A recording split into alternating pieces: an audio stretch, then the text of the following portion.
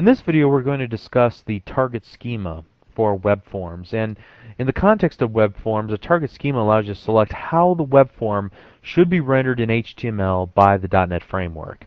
So what you can do is specify within your web forms that when it comes time to render this page into HTML, that you can make it so that any browser can view it, in which case you will be using a lot of tables and tables within tables. It can look pretty nasty.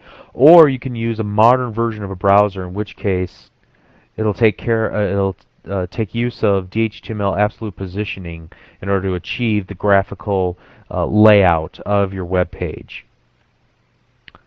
So here's the ramification. By default, web forms set the target schema to Internet Explorer 5.0, which works just fine for all modern versions of Mozilla and Netscape. And sometimes some earlier versions of Mozilla and Netscape will be just fine. They'll be able to accept the tags with no problem. Although from personal experience, I can tell you that you need to really test your specific web page and the look and the feel that you're trying to achieve with this setting. However, if you work for a company that sells products and services over the internet, invariably your marketing people, yeah, the bad guys, just kidding, they will come to you and say that their usability studies show that maybe 10% or 20% of their users will use Internet Explorer 3.0 or Netscape 4.0, in which case you're going to have to do some things as a developer. You're going to have to set the target schema to the least common denominator that your constituent web users will have on their systems.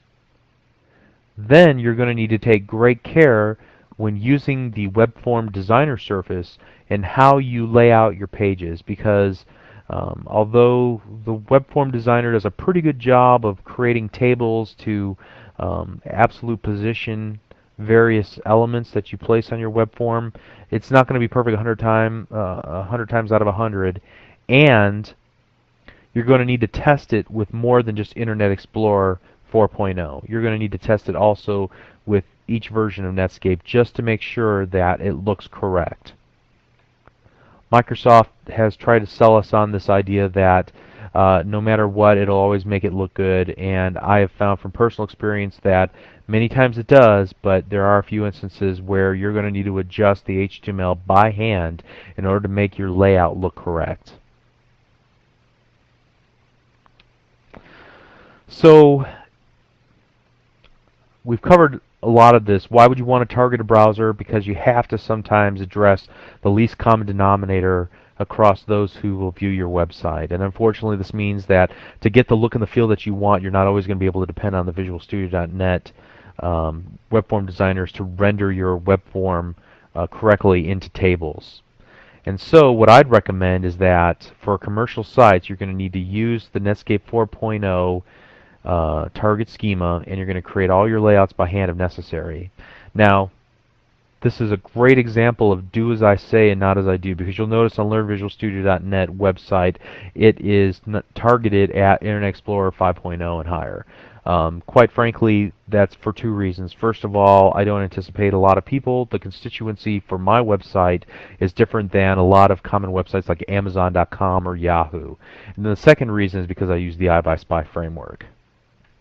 But for other commercial applications that I've created in the past, we've had to take great care with using a downgraded browser so that we could accommodate all users. So I've created a simple project here called Target Schema, and I've pinned down the properties window just so you can see what I'm talking about. And we're just going to use this as a playground to illustrate some simple points about the target schema and how it'll work. First of all, you'll notice that by default the target schema is set to Internet Explorer 5.0. So if we were to take then some labels and just plop them here onto our designer surface, and let's also use a couple of panels, because this will illustrate our point pretty well.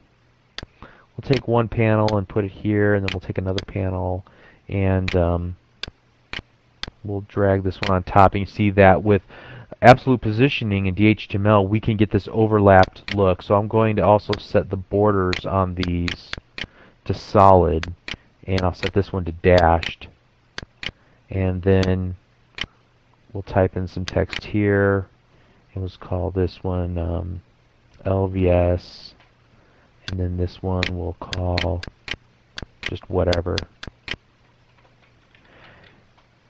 So let's go ahead and just run this page quickly and then look at the output.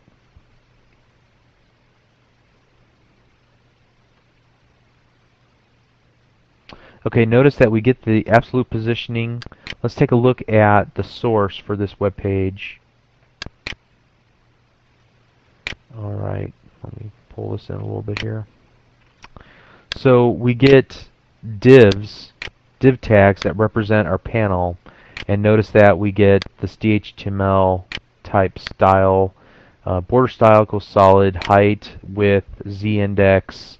So it sets the z-index, which one is in front, which one's in back. So if they had colored backgrounds, which one would win in that scenario, be displayed properly. And positioning absolute, top. So they're positioning things absolutely, and the page is pretty small as a result of that.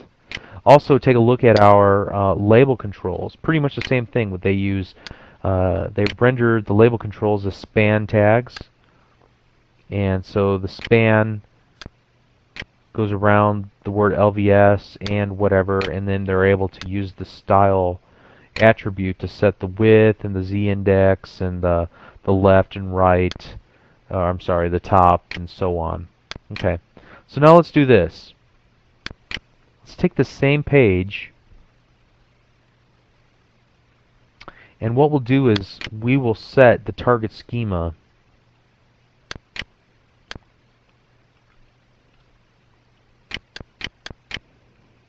to Navigator 4.0. Now notice what happens immediately whenever we do this. We get a little warning symbol here that there's a problem.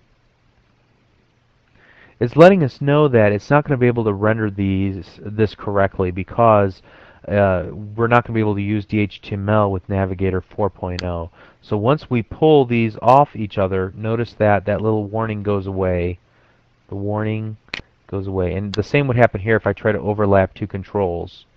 So it's telling us that there's no way that it could render this correctly with anything but DHTML. So now let's go ahead and just save what we have here and run this again and take a look at what is generated as a result of this. And what I would anticipate seeing is a lot of tables. So here we go. We can already see it. Table height.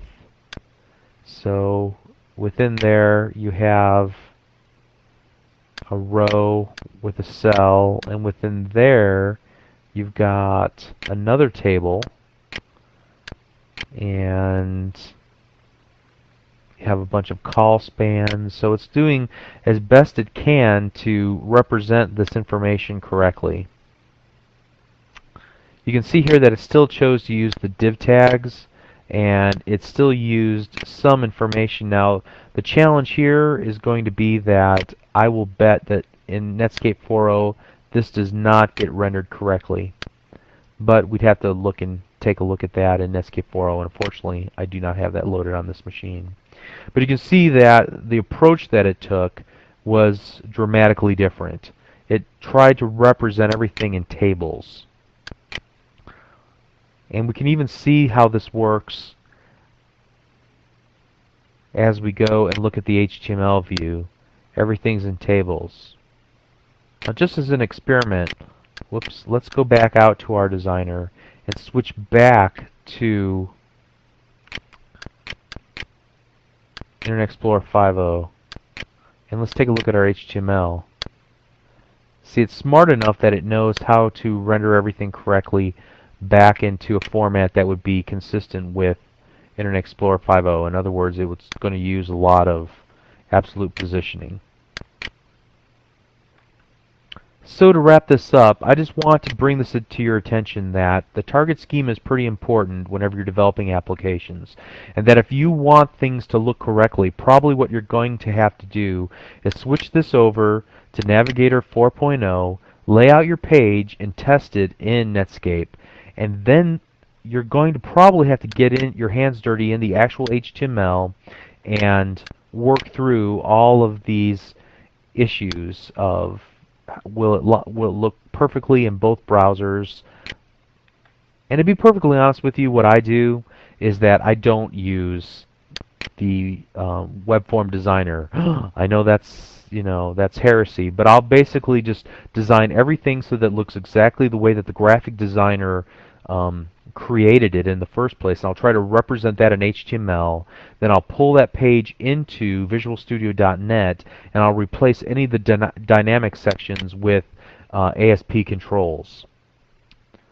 So this way I can count on the fact that the graphic designer or the layout or the artist, he's already taken some consideration about cross-browser capabilities. He's probably even using a Mac or Netscape, as most designers and graphic artists are prone to do. So I can be pretty confident that it's going to look correct on those platforms. I'm not going to trust that. I'm just saying that it's a good place to start from. And then I can also deal with my own HTML rather than looking at Microsoft's generated rather ugly HTML with a lot of call spans and things of that nature. I can have more control over how I want this to work. So that's what I'd recommend doing. But you need to find the approach that works for you. And I hope this video was helpful. Thank you.